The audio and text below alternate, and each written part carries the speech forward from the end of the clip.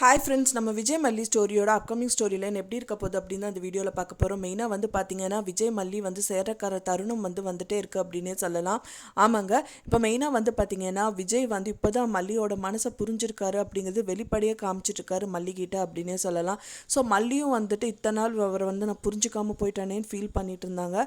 So அதுக்கான தருணங்கள் தான் வந்துட்டு அரவிந்த் வந்து ஏற்பாடு பண்ணது அப்படின்னே சொல்லலாம். ஸோ இப்போ மெயினாக வந்து பார்த்தீங்கன்னா அவங்க கோயிலுக்கு வராங்க, கோயில் சாமி கும்பிட்டுட்டு இருக்காங்க.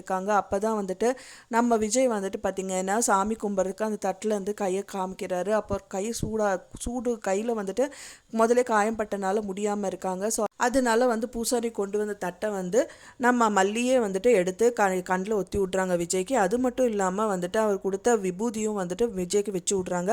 அழகாக வந்துட்டு அங்கேருந்து கிளம்புறாங்க அப்படின்னு சொல்லலாம். அப்போ தான் வந்துட்டு ஒருத்தர் அவன் கூப்பிட்ற மாதிரி கேட்குது. இங்கே வாமா அப்படின்னு கூப்பிட்றாங்க. அப்போ தான் பார்த்தா மல்லியை தான் கூப்பிட்றாங்க.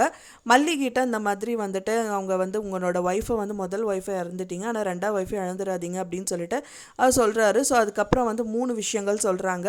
அது அந்த உங்கள் ஒய்ஃபை வந்து காப்பாற்றணும் அப்படின்னு நினச்சிங்கன்னா மெயினாக வந்துட்டு எந்த ஒரு உயிரினத்துக்கும் வந்துட்டு நீங்கள் தீங்கு விளைவிக்கக்கூடாது. அதுக்கப்புறம் வந்துட்டு எல்லாம் முடியாதவங்களுக்கு உதவி பண்ணணும். அந்த 3வதாக வந்துட்டு தான் வந்து 5 பவுன் வந்து தாலி சரடை வந்துட்டு சாமிக்கு காணிக்க கொடுக்கணும் அப்படிங்கிற மாதிரியெல்லாம் சொல்லியிருக்காங்க. ஸோ அதை வந்துட்டு நிறைவேற்றணுங்கிறதுக்காக விஜய் வந்துட்டு மேற்கொள்வார் அப்படின்னு எதிர்பார்க்கப்படுது.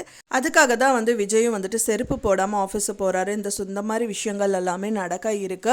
இப்போ வந்து பார்த்தீங்கன்னா ராஜி அவங்க தள்ளியே அவங்க மண் வாங்கிட்டு போட்டாங்க அப்படின்னே சொல்லலாம். ஸோ அவங்க வந்து பண்ணாதான் விஜய்க்கே வந்து ஒரு விஷயம் புரிய வருது.